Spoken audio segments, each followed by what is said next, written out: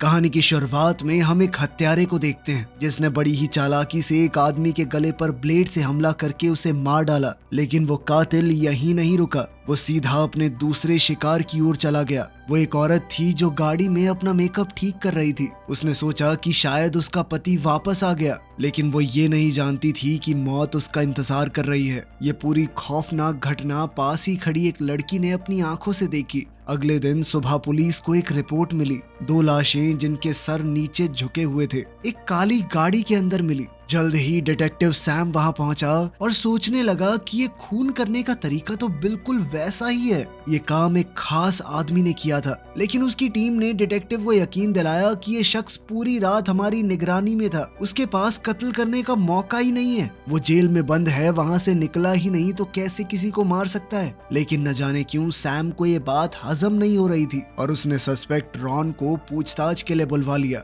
Ron ने सीधे मुंह एक भी सवाल का जवाब नहीं दिया। उसका ये घमंड सैम को बहुत ज्यादा चुभ रहा था, लेकिन उसके खिलाफ कोई सबूत था नहीं, इसीलिए पूछताछ बस फॉर्मेलिटी बन गई। जाते वक्त रॉन एक जवान लड़की से टकरा गया। उसका असली खतरनाक रूप एक पल के लिए सामने आया, लेकिन उसने तुरंत अपने आप को संभाल लिया। उसे लगा कि पुलिस स्टेशन में इस तरह की हरकत करना ठीक नहीं होगा, पर वो ये नहीं जानता था कि ये वही लड़की है जिसने पिछले दिन जुर्म होते हुए देखा था। लड़की ने भी कुछ बोला नहीं, बस वो बड़े ध्यान से रॉन को देखती रही।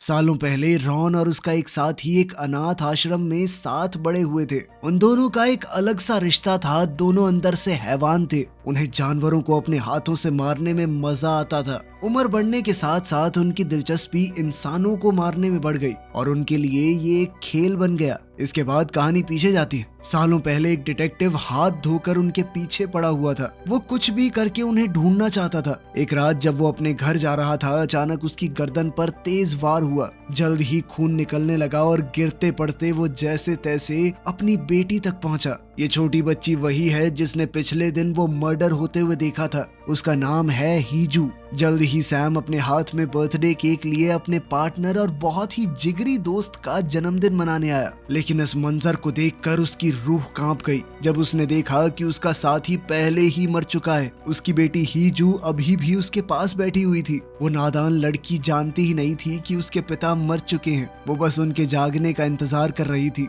ताकि वो दोनों मिलकर उनका जन्मदिन मना सकें। ये देखकर रॉन के दिल में गहरा दर्द उठा। उसे लगा था कि कातिल का कोई सुराग नहीं है, शायद बच निकलेगा। लेकिन जल्द ही वो कातिल पकड़ा गया। उस पर कई मुकदमे चले। रॉन ने कुछ महीनों में ही 7 कत्ल किए थे, लेकिन सबूत सिर्फ एक के लिए ही मिल पाए। इसीलिए उसे सिर्फ और सिर्फ 15 साल की सजा हुई। विक्टिम के परिवार वाले इस फैसले को समझ भी नहीं पाए। सैम को इस बात का बहुत गुस्सा था कि ये जानवर 15 साल में छूट जाएगा। उस दिन उसने फैसला कर लिया था कि बदला लेकर रहेगा। तब से आज तक उसके दिल में बदले की आग जल रही थी। उसने कसम खाई कि रॉन को उसके जुर्मों का हिसाब देकर रहेगा। छोटी हीजू ने ये सब देखते हुए कातिल का चेहरा हमेशा के लिए अपने दिमाग में बसा लिया था। लेकिन जब सब लोग गम में डूबे हुए थे, उनकी नजर एक आदमी पर नहीं पड़ी जो अंधेरे में छुपा हुआ था। सिर्फ रॉन ये बात जानता था कि जिसने उसे धोखा देकर जेल भिजवाया है वो उसका पुराना करीबी दोस्त है, वही हत्यारा जिसे हमने कहानी की शुरुआत में देखा था। दरअसल उन दोनों को एक लड़की से प्यार हो गया था।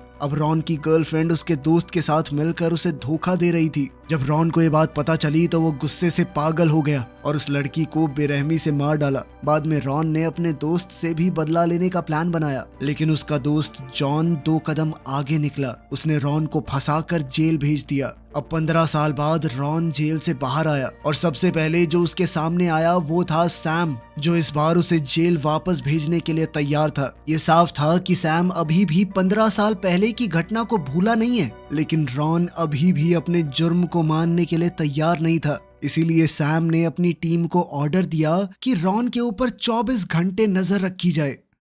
इस सब के बाद सैम ने सबसे कहा कि चलो सारे के सारे 500 की पत्ती निकालो, और वो सारे पैसे उसने चुपके से अपने पास रख लिए। एक नए ऑफिसर को लगा कि हमारा बॉस तो हमसे ही पैसे वसूल रहा है, लेकिन उसका शक तब खत्म हो गया जब सैम ने एक मोटा सा लिफाफा एक लड़की को दिया। ये लड़की कोई और नहीं बल्कि हीजू है, जो अब बड़ी हो चुकी है। पिछले 15 साल में हीजू, जो अब एक अनाथ थी, वो कभी किसी अनाथ आश्रम में नहीं रही। पिछले 15 सालों से पूरा पुलिस डिपार्टमेंट यूं ही मिलकर हीजू की परवरिश कर रहा था। जैसे जैसे हीजू बड़ी हुई वो एक समझदार और दयालु दयालु लड़की बन गई। स्टेशन के हर इंसान को वो बहुत प्यारी और मेहनती लगती थी। स्टेशन में मौजूद हर एक पुलिस वाला उसे अपनी बेटी की तरह रखता था। इस समय में हीजू ने अपनी माँ पर भी नजर रखी हुई थी, उस माँ पर जिसने उसे छोड़ दिया था। उसके दिल में माँ के लिए प्यार भी था और नफरत भी, लेकिन फिर भी वो अपनी माँ को तकलीफ में नहीं देख सकती। उसका सौतेला बाप जो अक्सर उसकी माँ को मारता पीटता था, वो उसे एक आंख पसंद नहीं था। वो हीजू की आंख में रड़कता था। जो बात उसे पता नहीं थी वो ये है कि हीजू ने कभी अपने पिता के कत्ल को भुलाया नहीं।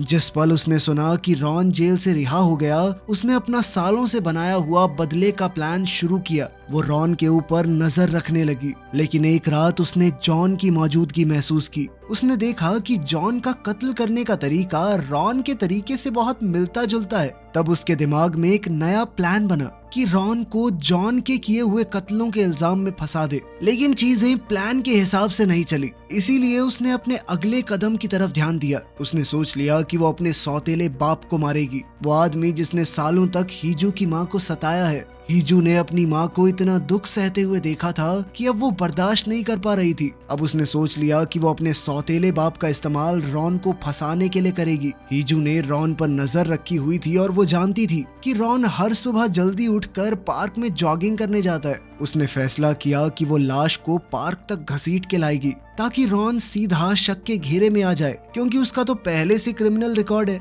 जब रॉन वहां आया तो उस आदमी के मौत के तरीके को देखकर हिल गया। उसने पहचान लिया कि ये तो मेरे स्टाइल से मारा हुआ है, कोई तो उसकी नकल कर रहा था और इस सब के चक्कर में पुलिस अब उसके पीछे पड़ जाएगी। उसे महसूस हुआ कि असली हत्यारा कहीं आसपास छुपा हुआ है और जल्द ही उसे एक शख्स दिखाई दिया जो दूर खड़ा देख रहा था। रॉन जल्दी से उसके पीछे भागने लगा, लेकिन वो आदमी भी तेजी से वहां से दौड़ने लगा। रॉन उस आदमी से लंबा था और रोज लगभग 10 किलोमीटर भागता था, लेकिन इस सब के बावजूद वो छोटा सा आदमी तेजी से वहां से भाग गया और जल्द ही रॉन की नजरों से फरार हो गया। यह आदमी कोई और नहीं बल्कि हीजू ही थी। वो देखना चाहती थी कि आखिर रॉन उससे कितना तेज है, ताकि वो अपने बदले के प्लान को और बेहतर तरीके से बना सके। जल्द ही एक के बाद एक कत्ल होने लगे। सबका तरीका रॉन के पुराने स्टाइल से मिलता जुलता था, लेकिन पुलिस को कोई पक्का सबूत नहीं मिला कि रॉन ने ही ये सब किया है। गुस्से से भरकर सैम ने रॉन का दोबारा सामना करने का फैसला किया।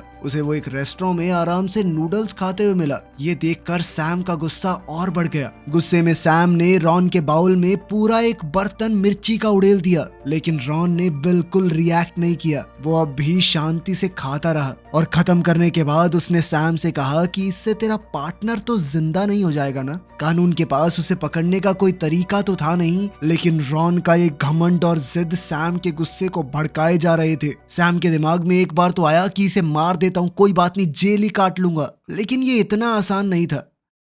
बाद में अपने घर पर रॉन ने महसूस किया कोई आहिस्ता से दरवाजा खोल रहा है। उसने तुरंत अपना फोन बंद किया। अंदर घुसने वाला मेहमान कोई और नहीं बल्कि रॉन का पुराना दोस्त जॉन था। दोनों एक दूसरे की चालों से पूरी तरह वाकिफ थे, इसीलिए उन दोनों में एक खामोश सी लड़ाई शुरू हो गई। जॉन कुछ बोला नहीं क्योंकि उसे पता था कि उसके हर कदम पर रॉन की नजर होगी। जैसे ही वो दरवाजा खोलने लगा, रॉन ने वहां चाकू अड़ा दिया और जब जॉन ने दरवाजे को कान लगाने की कोशिश की तो रॉन ने तुरंत वो छुरा ऊपर गाड़ दिया। सालों जेल में रहने के बाद भी रॉन का निशाना बिल्कुल सटीक था। रॉन की इस हरकत से जॉन सोच में पड़ गया कि इससे सीधा लड़ना सही होगा या नहीं, लेकिन रॉन के लिए असली हैरानी की बात तो तब हुई जब एक और मेहमान वहां आ गया। ये कोई और नहीं बल्कि सैम था। रॉन को देखते ही सैम की आंखों में गुस्सा बढ़ गया। उसे शक था कि रॉन किसी नए जुर्म की प्लानिंग कर रहा है, लेकिन सैम को पता नहीं था कि कोई उस पर भी नजर रखे हुए है। दो आंखें जो छुरी की तरह तेज थी।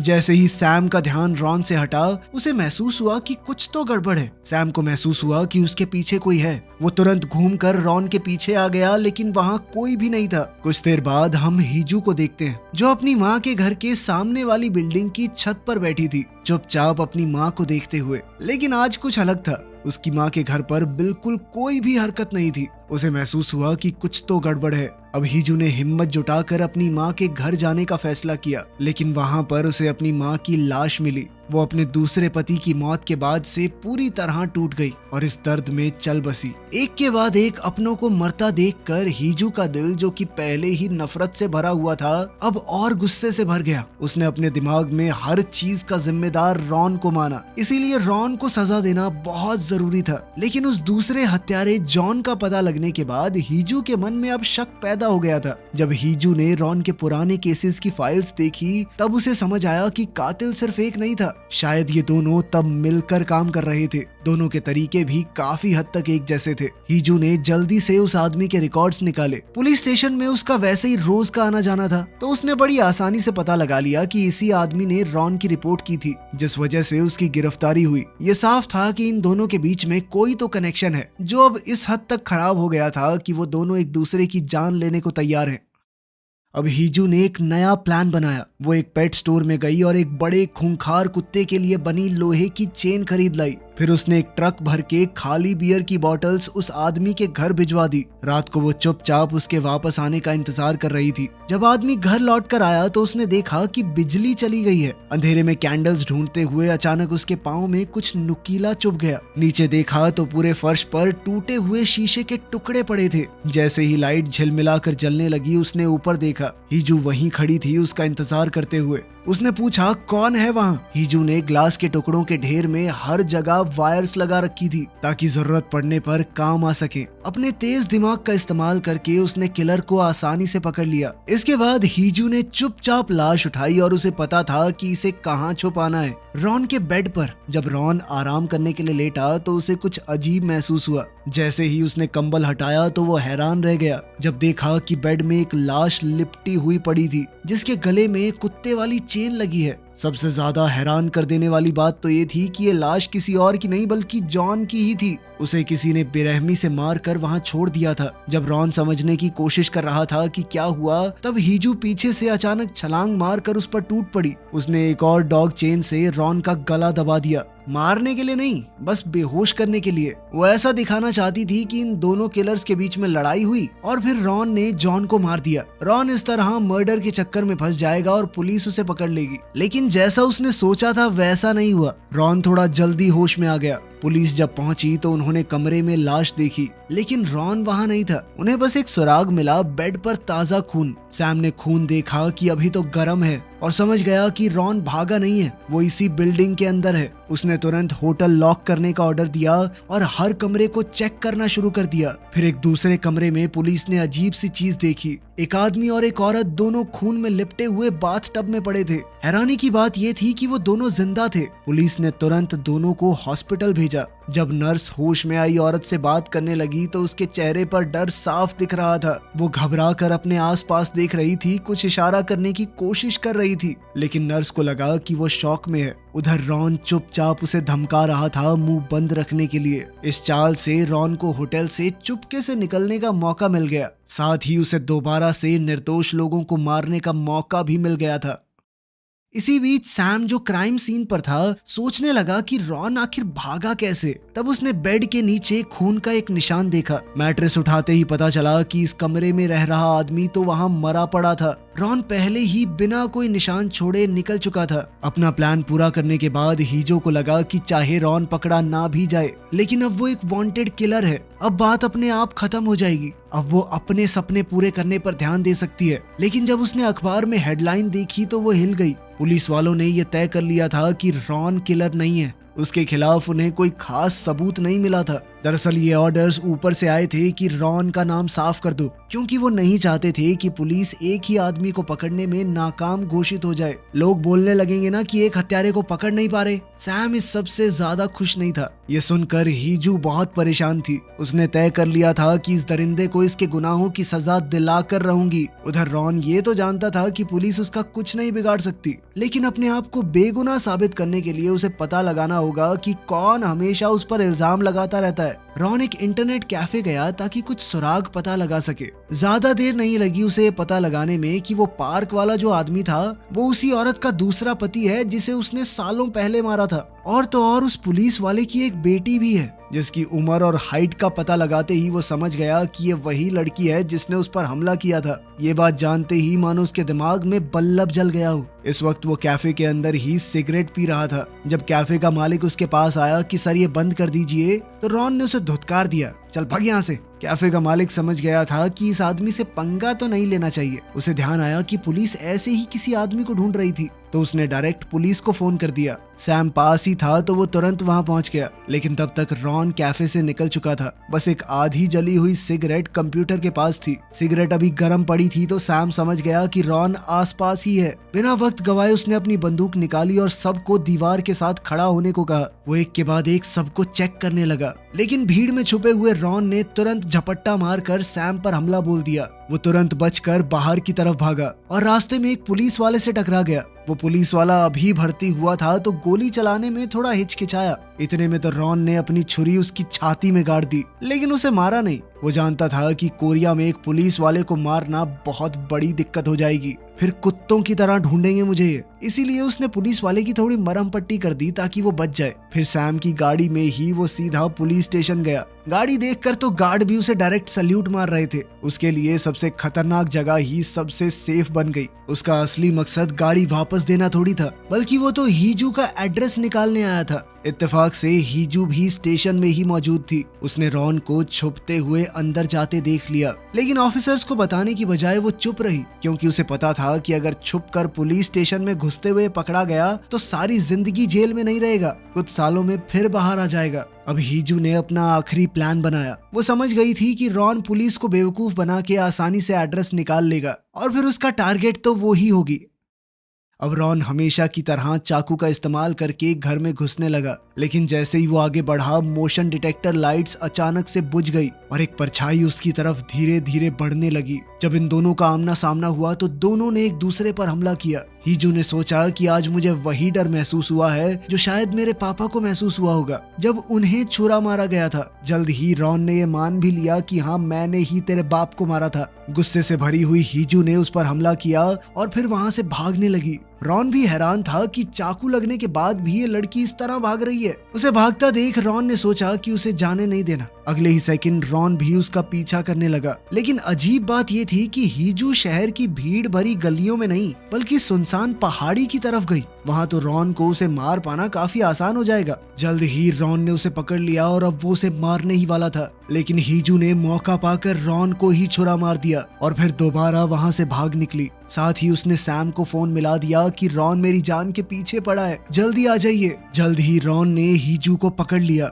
लेकिन फिर भी इस बार उसे कुछ नहीं किया। रॉन जानता था कि इस लड़की को पुलिस वालों ने पाला है, वो उसे मारने नहीं वाला था। वो तो उल्टा हीजू के खिलाफ सबूत हासिल करके उसे फंसवाकर अपना नाम साफ करना चाहता था। जैसे ही हीजू को उसका इरादा समझ आया तो वो फिर से छूटकर पहाड़ों की तरफ भागी। कुछ देर बाद जब रॉन पहाड़ी के ऊपर एक पार्क में पहुंचा तो उसने देखा कि हीजू आराम से वहां झूल रही थी। उसकी आंखों में एक पक्का इरादा था। उसने अपना स्कार्फ निकाला और जानबूझकर रॉन के सामने फेंक दिया और फिर कहा कि इसे सैम को दे देना, ठीक है। उस वक्त रॉन को लगा कि हीजू बस पागल है। हीजू के गले में उस वक्त वही कुत्ते वाला कॉलर बंधा हुआ था। रॉन को समझ ही नहीं आया कि आखिर ये सब हो क्या रहा है। तभी अचानक पुलिस के सायरन्स की आवाज करीब आने लगी। तभी हीजू ने वो चेन अपने कॉलर से बांध दी और तेज तेज झूला झूलने लगी। उसने रॉन की तरफ देखकर कहा कि अब तुम्हारा खेल खत्म हुआ, सारी जिंदगी जेल में काटेगा तू। तेजी से झूलते हुए उसने अचानक से झूला छोड़ दिया।